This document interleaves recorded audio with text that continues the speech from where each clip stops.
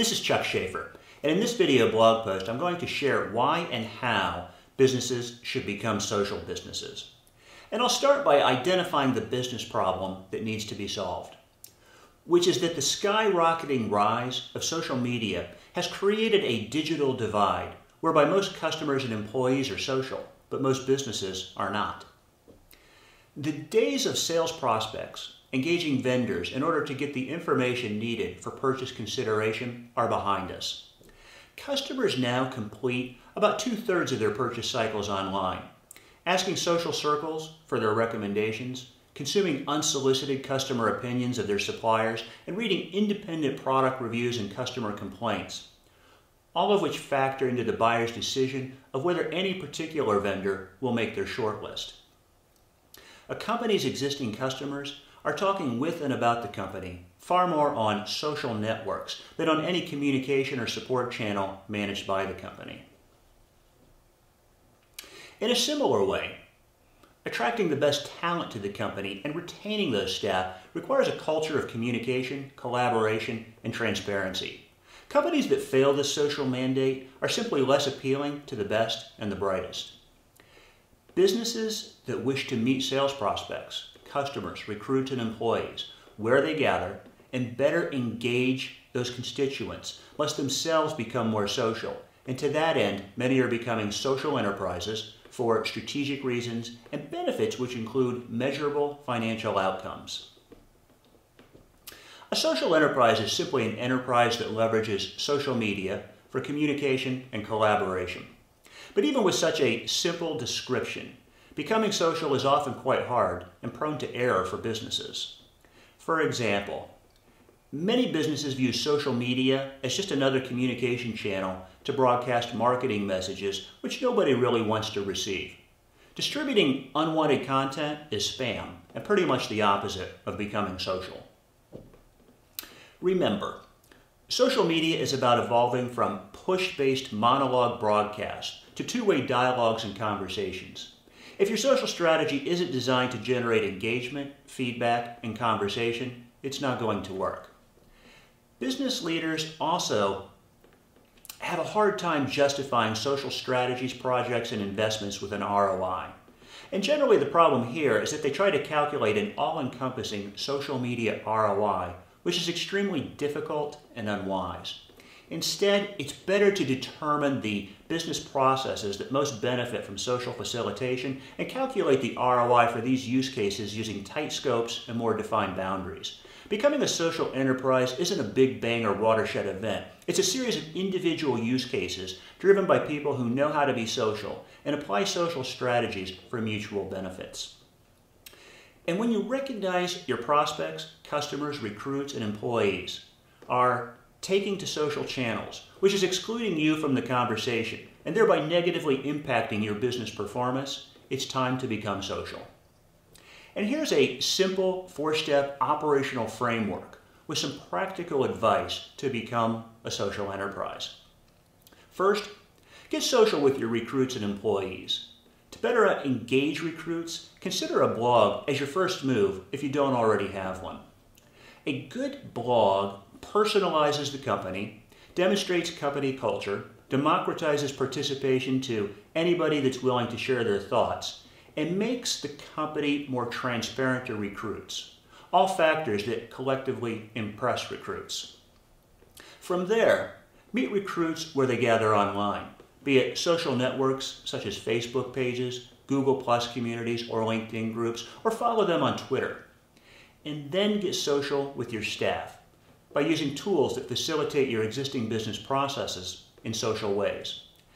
Create an internal social network to communicate, collaborate, promote cross-departmental business process automation, and connect staff with the best information and experts in the company.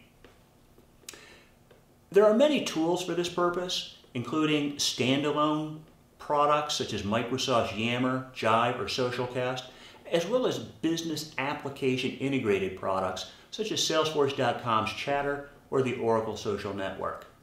When reviewing these tools, consider the push-based technologies that offer flexible subscription management for participants, inline approval processing to decrease cycle times, APIs for tighter integration with legacy systems, external participants with granular security permissions, simple search capabilities, and those that work across the enterprise in order to prevent creating even more islands of disparate data. And as a second step, get social with prospects and customers. Consider social listening tools to discover where your customers congregate online. Listen first, learn each group's norms and protocols, and then engage in a way that contributes to the conversation. And when contributing to social conversations about your company or products, it's a good idea to disclose that you work for the company and don't come across as defensive if there are unflattering comments about your company. Also consider appending your existing CRM or ERP customer records with your customers' social attributes so that you can leverage their social personas to identify their interest, find their personal motivations, and learn what it takes to engage and delight them. And don't create links from the customer record to their social persona destinations, but instead integrate the customer record to filter and retrieve select social data in a way that will keep your customer record current with the right data and can be used to facilitate new information analysis or business process automation. As a possible third step, once engaged with the prior two social constituents, it's not hard to see how getting social with your vendors and supply chain can improve communication or collaboration. This may or may not make sense based on your movement of materials and goods. And for a final step, companies who advance their business success with the prior measures may want to consider making their products social. Is there a material benefit if your products deliver operating updates, performance measures, maintenance messages, renewals, or other status updates to your customers, suppliers, or other parties in a social way or over social networks?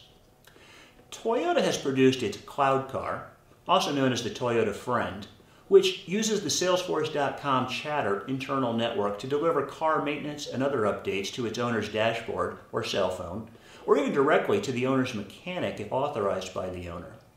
And Terrasys delivers a Switch, which similarly sends maintenance and performance updates to online portals. Coke machines leverage mobile geodata to interact with nearby consumers and their mobile devices over social networks.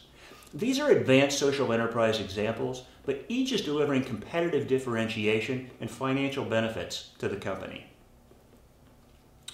When proceeded with existing strategy and integrated to stakeholder interest, this social enterprise framework provides an operational perspective that can be backed with measurable objectives and progress-based milestones to deliver valuable engagement with both internal and external constituents.